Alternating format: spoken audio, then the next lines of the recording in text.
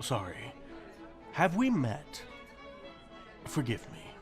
I couldn't help but notice you were staring. You were staring. You tried to hide it, but I'm afraid you're not as skilled in the art of subtlety as you thought. Not that I minded. It was flattering to have caught the gaze of such an enchanting lady as yourself. Liberties, you say? I thought dropping the titles would just help us become better acquainted. But, if you insist, I'm honored to meet the future son of our fair kingdom, your royal highness. I hope you find it in your heart to forgive my lack of decorum. My mother always did say I neglected my lessons. But could you really blame me? Of course I know who you are. Do you honestly think that mask hides your identity? Sure, it may fool some, but you have a lovely face, princess. One that makes it impossible to hide, even in a masked crowd like this. You seem to shine the brightest in the room. Don't worry, though. I'll keep your secret safe. No need for your thanks. It's the least I could do. Though, perhaps you could settle something for me. Are the rumors true? That you once scaled the castle walls in heels to escape a lengthy dance lesson? I've got 20 gold riding on your answer. I suppose it is none of my business. Apologies. So, gotta say, a masked ball is certainly an interesting choice for a coming-out party. Wouldn't you want to know your dancing partners? You will be soon. The luxury is that you have a chance to choose your partner. Not everyone is so fortunate. Ah, nice try. Afraid I won't reveal myself that easily. You were the one who demanded we wear masks. Just because I'm a better detective than you doesn't mean I'll let you in on who I am. Besides, it's more fun this way, don't you think? Odd is a matter of opinion, Highness. I prefer quirky, or perhaps entertaining. A laugh? No, that was a laugh. Covering it behind your gloved hand doesn't mask it. It was a laugh. I will take that as a good thing. If you really wanted to, you could have the guards drag me out of here and throw me into the moat. But you haven't. So that tells me that you either enjoy our conversation, or that. Yes, though pompous ass isn't the term I would use. How about charming? Enchanting. You have a blistering sense of humor. Whoever does take your hand must be prepared to give as good as he takes. Oh? And why is that? I'm sure there would be someone noble and of the right lineage who isn't a total bore. The Earl of Sinclair, for example, is...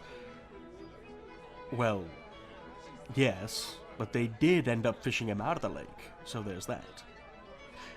What about the Duke of Montmartre? I hear he's a fan of sports. Is that so? Drink can be a horrible vice. So, who is up to our standards, then? Harsh. Surely there must be someone. I'm not angling for anything. Unless you wish for me to pay court to you. Relax. I'm teasing you. Still, it would be rude not to ask you to dance. Shall we? Oh, I'm sure that story was exaggerated. Besides, if you do step on my feet, I promise to not cry out in agony. Shall we? Thank you. Can I make a confession? Well, of course. The best confessions are made on the ballroom floor. Lovers whispered honeyed words, rivals making threats. It's the perfect place. The confession is this. You stepped on my toes already, and I'm pretty sure it was deliberately. Oh, you're too much fun to tease. Forgive me. You must think I'm some rude oaf. No. I was simply going to say that you look stunning. You do. Not because of the princess, not because of the gown, though it is lovely, nor your jewels that catch the candlelight, but because from the moment I caught your gaze, I was mesmerized by your eyes. sparkling brighter than stars.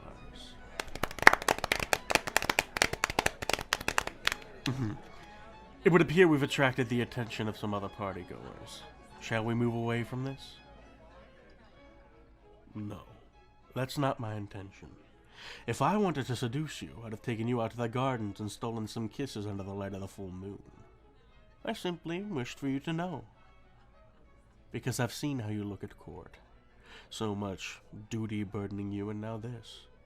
If you can't have that partner from the fairy tales that you used to read, you could at least have this moment. Think of it as my wedding gift to you.